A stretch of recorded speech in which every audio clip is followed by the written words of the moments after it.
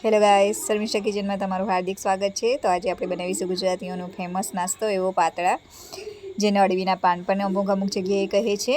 તો અળવીના પાનના ભજીયા બનાવીશું। તો જો કે જોઈ શકો છો તમે કેટલા ક્રિસ્પી બન્યા છે અને ખાવામાં પણ તમને એટલા સ્વાદિષ્ટ લાગશે અને તમે ઘડી ઘડી બનાવશો અને હેલ્ધી પણ છે આ। તો ચાલો આજની રેસીપી સ્ટાર્ટ કરીએ। તો એના માટે આપણે આ પતળવેલીના પાન અમે કહીએ છીએ, તો એને લઈશું, સારી રીતે ધોઈ અને આ રીતના એની નસો કહેવાય તે આપણે એને કાઢી લઈશું। સારી રીતે તમારે એને કાઢી લેવાની।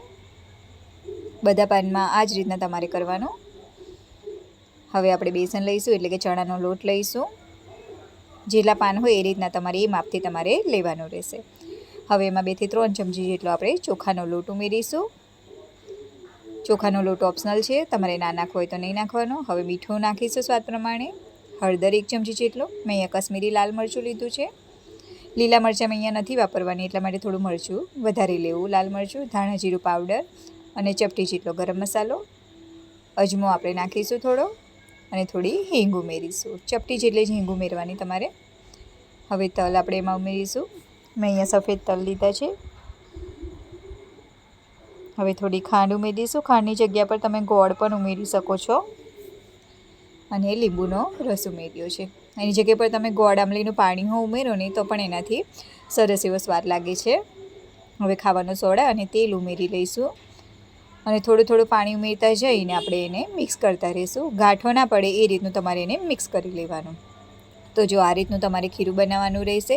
બહુ જાડું પણ નહીં અને બહુ પાતળું પણ નહીં રાખવાનું। બહુ પાતળું હશે તો પાનને ચોંટે નહીં અને જાડું હશે તો વહેલું બફાય નહીં, એટલા માટે।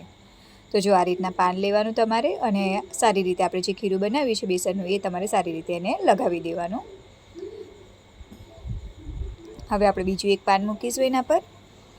જો તમારે કૂણા પાન હોય તો થોડા વધારે લેવાના અને જો જાડા પાન હોય તો તમારે 1 કે 2 જ પાન આ રીતના કરવાના। અહીંયા મેં ત્રીજું પાન પણ લીધું છે। આ રીતના આપણે સારી રીતે ખીરું પાથરી દઈશું, એના પર સારી રીતે લગાવી દઈશું। જો આ રીતના તમારે વારી લેવાનું રહેશે। થોડું બેસન પાછું ઉપરથી ખીરું થોડું લગાવી દઈશું।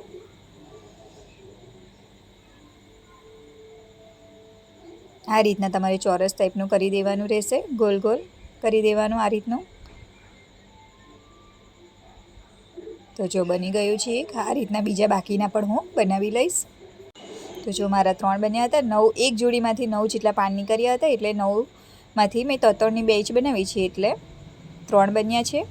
હવે આપણે ઇડલીનું કુકર આવે છે, એમાં જ આપણે પાણી અને એમાં થોડા લીંબુનો રસ કાઢી લઈએ છીએ, તે આપણે અંદર ઉમેરી દઈશું, લીંબુના છોણા। અને આ રીતના આપણે તેલ ગ્રીસ કરીને ઉપર આપણે જે ભજીયા બનાવે છે તે સ્ટીમ કરવા એને મૂકી દઈશું। મીડિયમ ટુ હાઈ ફ્લેમ પર તમારે 15 થી 20 મિનિટ જેવું એને સ્ટીમ કરી લેવાના રહેશે।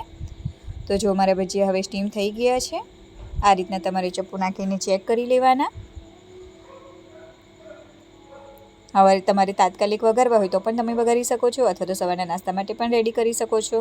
તો જો હવે આ રીતના તમારે પાતળા થોડા મીડિયમ સાઇઝના કાપી લેવાના, બહુ જાડા નહીં રાખવાના। જો આ રીતના કરવાના।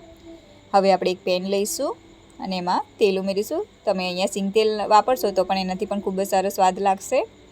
હવે એમાં તેલ ગરમ થાય એટલે રાઈ અને તલ ઉમેરી દઈશું અને આપણે જે ભજીયા કાપીને તૈયાર કર્યા છે તે અંદર ઉમેરી દઈશું હવે અને સારી રીતે એને સાતરી લઈશું। તમે એને સેલો ફ્રાય પણ કરી શકો છો, અથવા તળી પણ શકો છો, અથવા તો થોડાક જ તેલમાં એને વઘારી શકો છો। જો તમારે હેલ્ધી તેલ વધારે ના ફાવે તો પછી થોડાક જ તેલમાં તમારે એને વઘારી લેવાના।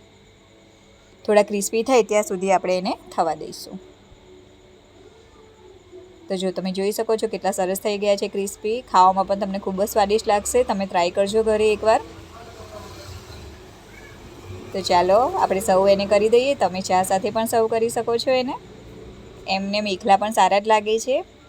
જો તમને મારો વિડીયો સારો લાગતો હોય, મારી રેસીપી સારી લાગતી હોય તો પ્લીઝ મારા વિડીયોને લાઇક અને શેર કરજો અને મારી ચેનલને સબસ્ક્રાઈબ કરજો અને ઘરે ટ્રાય કરજો મારી રેસીપી અને પ્લીઝ મને કોમેન્ટમાં કહેજો કે કેવી બની હતી। Thank you.